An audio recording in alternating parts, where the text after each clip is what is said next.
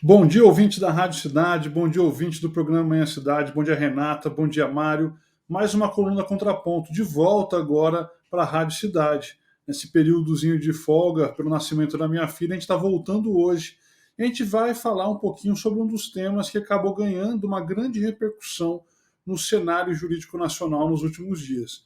Teve uma decisão do STJ que acabou falando para a gente que eu não posso ter uma desconsideração da personalidade jurídica para o administrador que não é sócio nas relações de consumo. Aí vocês podem falar, poxa, Silvano, o que isso quer dizer? Que confusão é essa?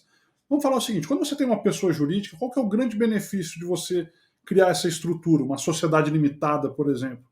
O grande benefício para você, empresário, é que você separa o patrimônio que você está arriscando para aquele empreendimento do seu patrimônio pessoal. Então, se eventualmente não der certo o seu negócio, você não vai comprometer todo o seu patrimônio. Se o patrimônio que você destinou foi, por exemplo, R$ 100.000, o que você vai estar arriscando com esse negócio é apenas R$ 100.000. O seu patrimônio pessoal não vai ser comprometido. Esse é o benefício de você criar uma pessoa jurídica. A teoria da desconsideração da personalidade jurídica, ela vai permitir que se busque o patrimônio pessoal, aquele patrimônio que não foi destinado para o empreendimento, que estava protegido, mas você vai lá e vai buscar esse patrimônio. E essa possibilidade, ela acaba sendo uma exceção no direito brasileiro. Só que a gente tem duas formas básicas, as duas principais formas de você buscar esse patrimônio pessoal, que é uma forma que é regulamentada pelo Código Civil e tem uma outra forma que é regulamentada pelo Código de Defesa do Consumidor. Se eu tiver uma relação do Código de Defesa do Consumidor, uma relação jurídica, por exemplo, entre consumidor e fornecedor, é muito mais fácil para você desconsiderar. É muito mais fácil para você buscar o patrimônio pessoal desse sócio. E como é que você vai fazer isso? Você vai fazer bastando que essa pessoa jurídica, que essa sociedade, que ela não tenha patrimônio suficiente para arcar com os débitos relacionados ao consumidor. Então, se o consumidor teve algum prejuízo, ele entrou com uma demanda judicial, ganhou a ação judicial, ele vai fazer a execução, vai executar aquele valor que ele acabou ganhando. Você não encontra patrimônio na pessoa jurídica, a legislação brasileira autoriza que você busque o patrimônio pessoal desse sócio.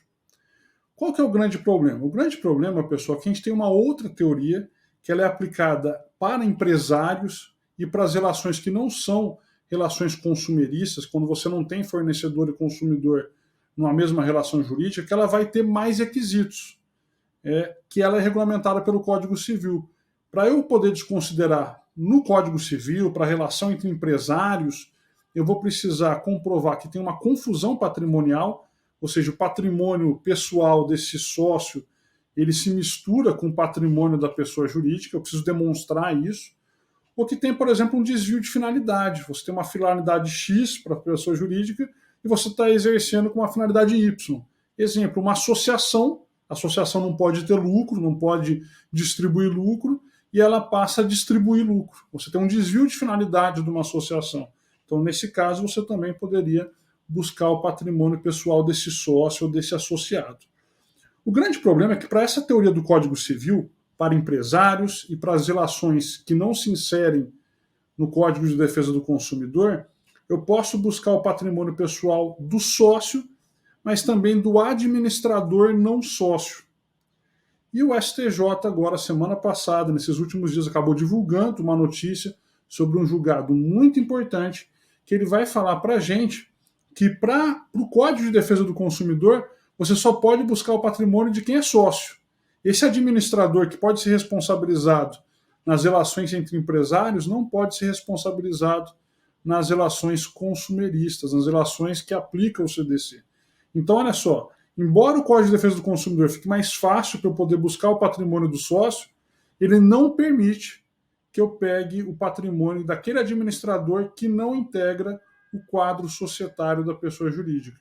Então, de uma forma, a gente vai ter uma legislação consumerista, uma legislação do CDC que protege mais o consumidor, permitindo mais fácil que você busque o patrimônio do sócio. Por outro lado, ela não permite que você busque o patrimônio desse administrador, que é um profissional, um terceiro contratado.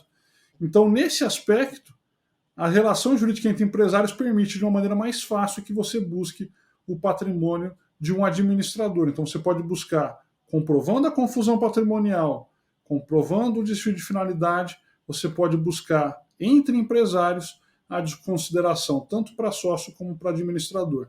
Se a relação for entre fornecedor e consumidor, você só vai poder buscar o patrimônio pessoal do sócio. Isso que o STJ decidiu para a gente, tá certo? Um forte abraço para todos vocês e até a próxima semana na coluna Contraponto. Tchau, tchau!